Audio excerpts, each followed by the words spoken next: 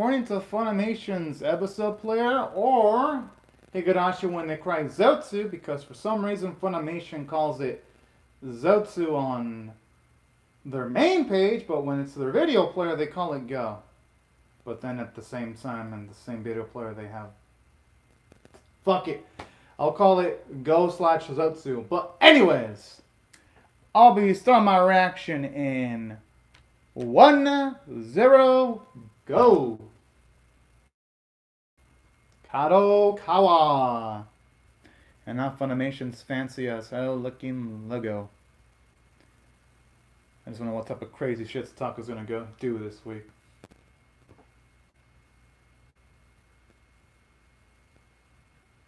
And one whose perspective we're gonna get. Are we finally gonna be getting Mion's and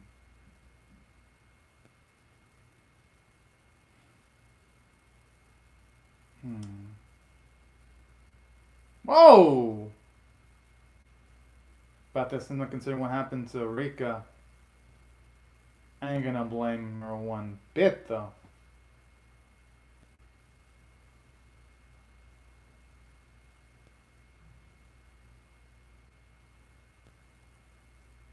Oh.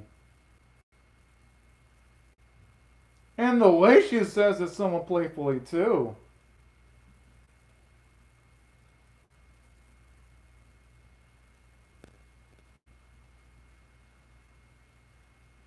And that's a shame, too. But you know, in show moments like this, at least it'll make her destined, because we know it's coming, considering what happened in the first season. That's going to make her sacrifice much more memorable.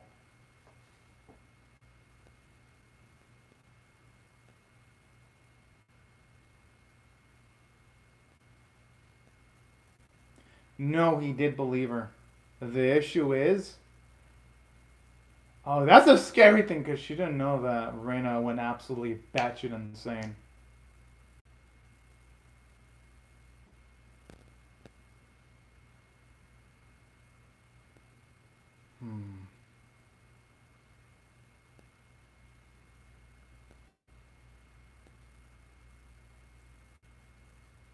Alright, at the very least, because honestly, Hani doesn't deserve to have that mean talk thrown towards her. But at the same time, I'm not going to completely blame Rika. Because looping multiple times for decades would probably unnerve anyone.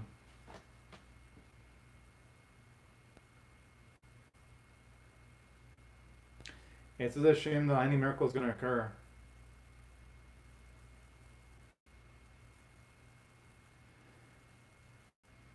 Oh boy!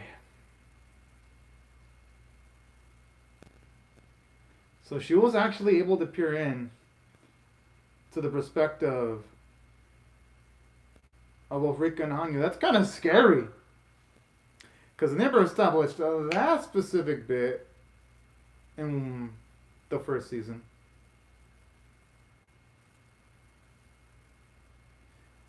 I don't think Satoku would want that, though.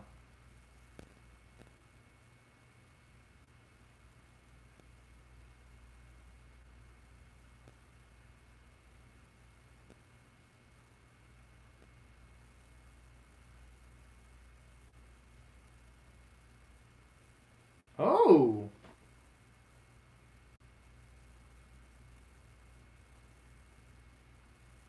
But I wonder what happened if she'd asked before, though.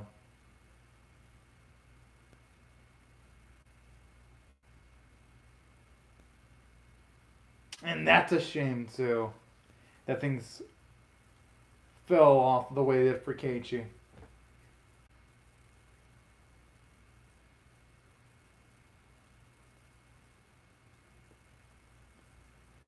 It's a shame. I would normally say Satoku needs therapy. But then you have, the manipulating her in every single step of the... Well, not manipulating her, but... manipulating things just for the sake of her entertainment, yo! But that's what I love about this series, though. It always has, like, these extremely dark elements that just elevate everything else regarding it. I gotta admit, the opening,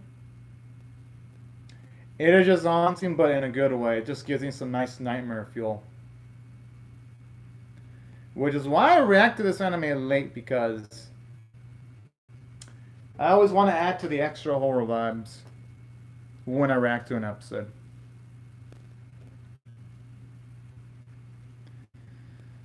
Now, going by the thumbnail, because in the thumbnail, they have one of the twin sisters. I'm guessing it's going to finally focus on them now. So I can't wait to see where that's going to lead. Because when it comes to Mion and Shion, yes, we know quite a bit about them. But I actually wouldn't mind seeing more deeper insights on both of them. Because out of season 1, the only one that didn't really get much development was Reina. But then this season finally gave Reina some development. But Mion and Shion were pretty well developed though. So I cannot wait for this arc. That's if the thumbnail is to be trusted anyway. Because sometimes Funimations throw certain thumbnails to throw people off. As to not spoil twists. Sunday, June 8th.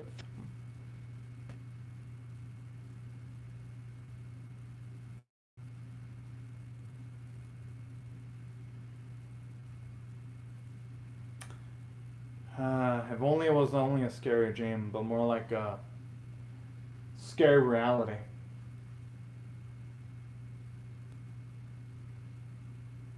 But then again, what she's saying,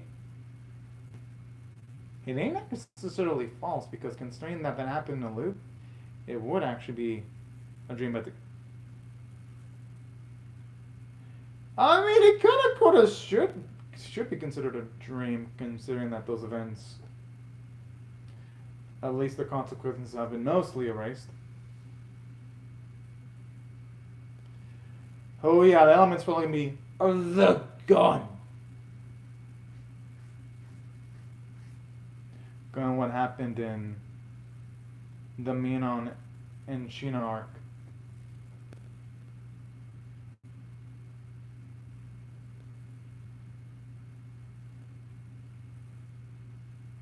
Oh.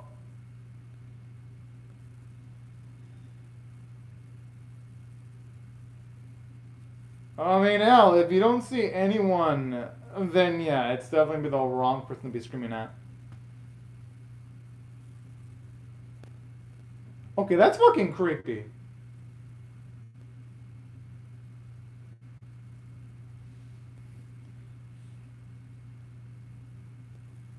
Yeah, probably ain't the beep. Yeah, that's better. That's way better. Yeah, his place is a dump.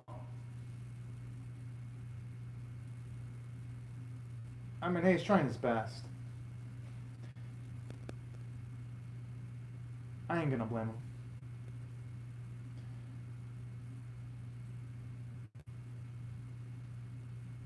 Ooh, boy.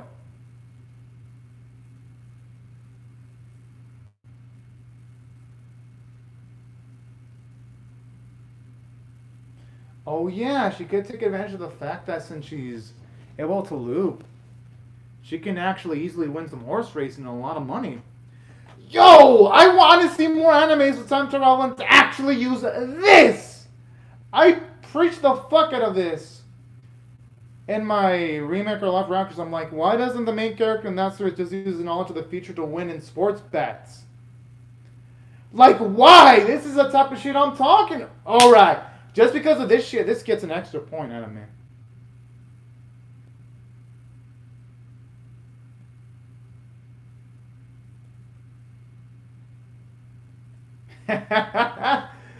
If only he knew in actuality Satako was the goddess of bad luck.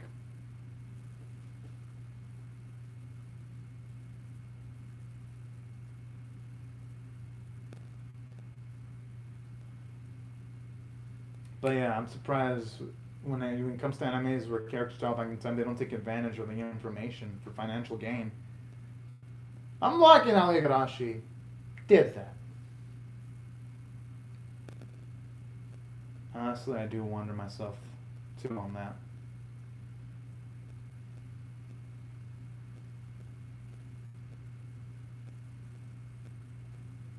I like how now Sasaka's talking like a mother. Oh! Never thought we'd see Mama Sataka, but hey, I welcome down with open arms. Damn! That's impressive. She did it all in an evening? Jeez!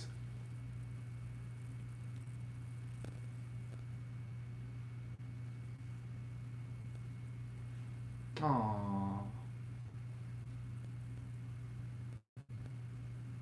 Oh, that's looking adorable. Although the uncle had still put it into like some kind of savings account that only Sataka would.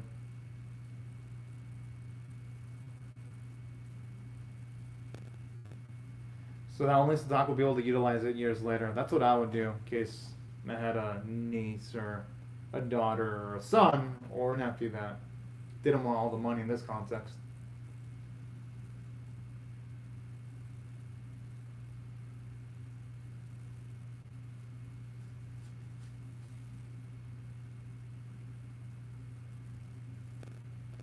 Hey C. Kind of feels like a reference to High C. Yo, that's more than what I got. 1, 2, 3, 4, 5, 7 drinks a damn. The other day, 7 is a good luck number, though.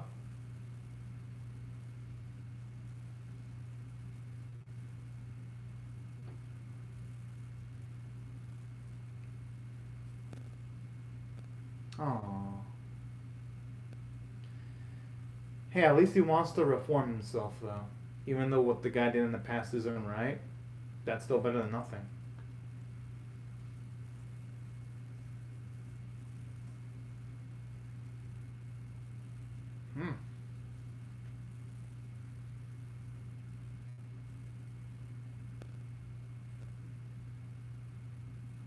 Is he gonna ask him to burn it? I go, oh wait, there's 8 drinks, never mind.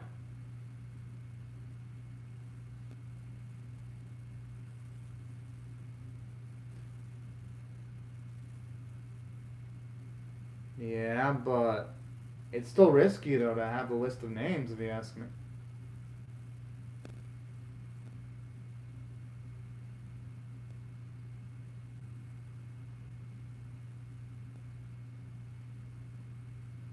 Oh! No!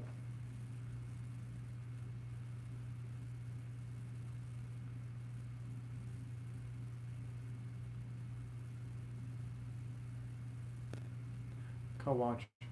Would Kawachi sell to a child though? Oh wait, who am I kidding? Higurashi, you probably would! What am I saying?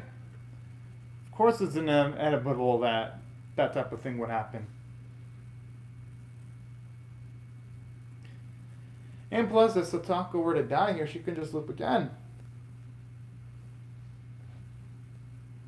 So I could see why she has zero caution here.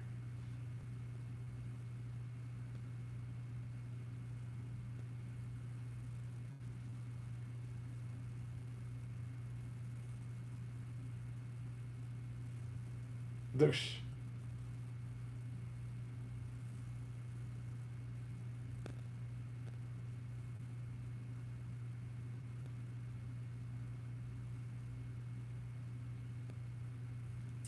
Okay, at the very least, this man has at least a semblance of ethics, even though we know he's shady as hell.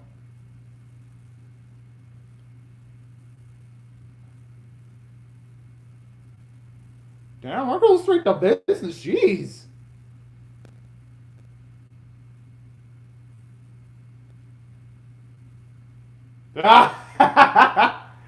Oh man, that's too fucking cute. I know I shouldn't be saying that, but the way her actress just does it all naturally.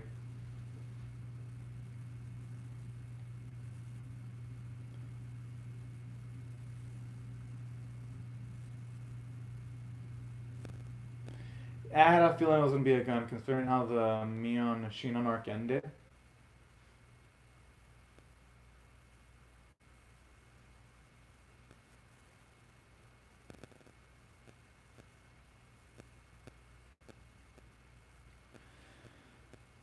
Yo, this is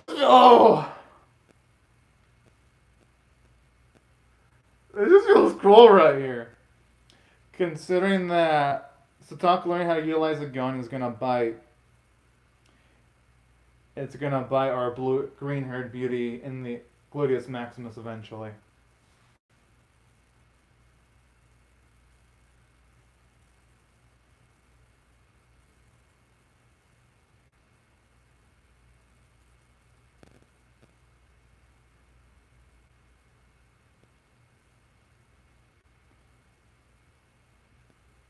Now it makes me wonder how much. No, you know what?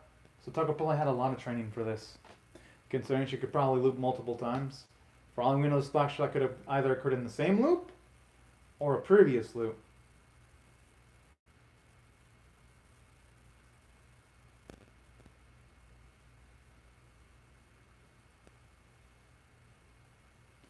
Oh, our girl probably has more practice than most trained seasoned soldiers would.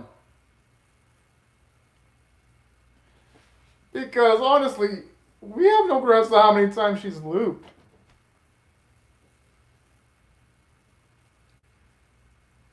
Brianna, she could have probably been looping multiple times. Yeah, because she has like different clothing. And yo, is this implying that she actually did practice in multiple previous loops? Well, she's old. Yo, shit! So it went that far back. You know what? It makes sense considering that Satako did have a lot of shit pre-planned. Talk about some Batman levels of preparation there.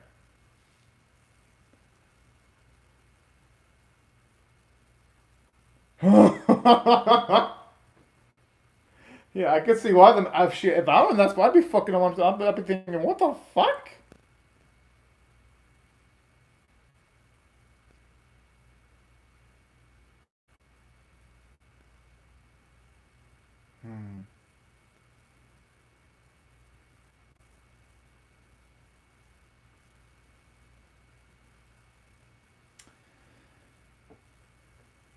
Oh boy.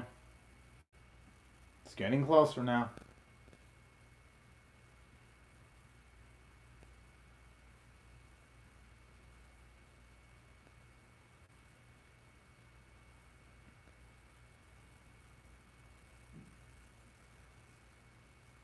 That's a fuckload.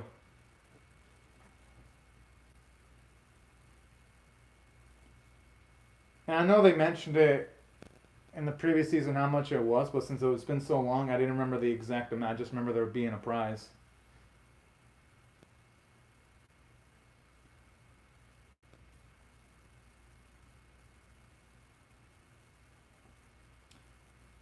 And I remember our boy also bribing some of the people to lose, and he'd help hooking them up with, what was it? Was it Reina? Yeah, I remember this part.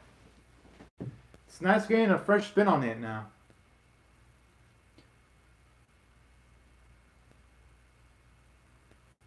The music's kick ass.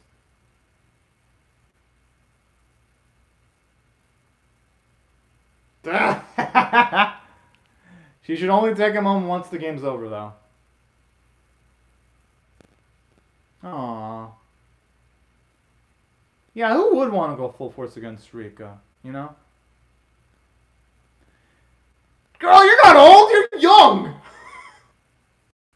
Save that to someone like me who's in their 20s. No, even then, even being in your 30s ain't old.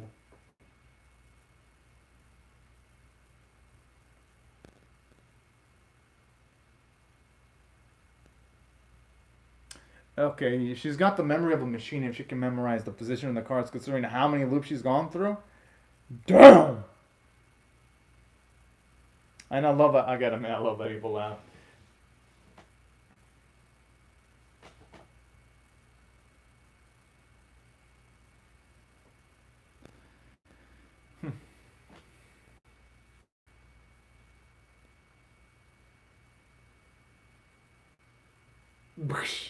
Talk about an absolutely epic flex there.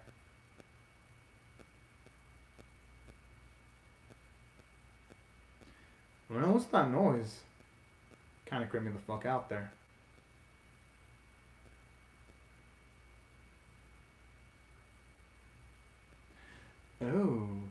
Oh.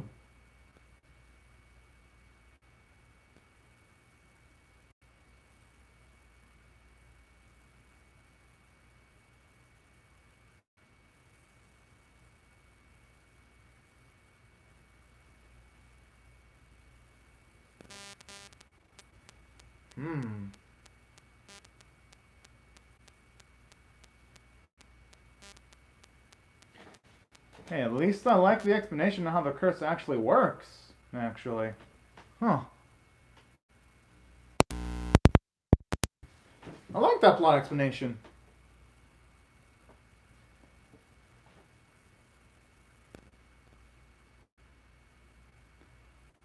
And then when she's talking about the all matter of fact towards someone that's her friend.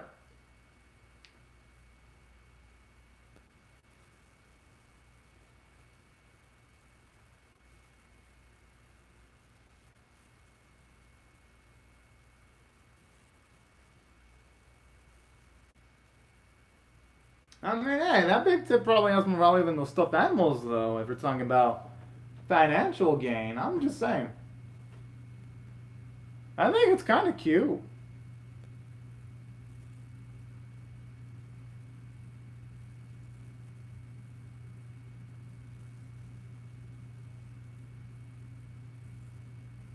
Yeah, if I were to have trade, I would ask Rena if she wants to trade toys. Because dolls would creep me the fuck out. Because I feel like they could get possessed. At least in the context of a place like Higurashi.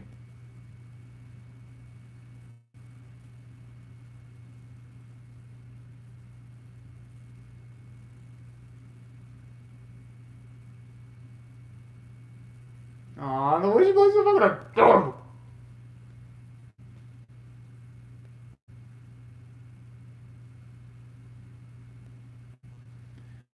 Whoa.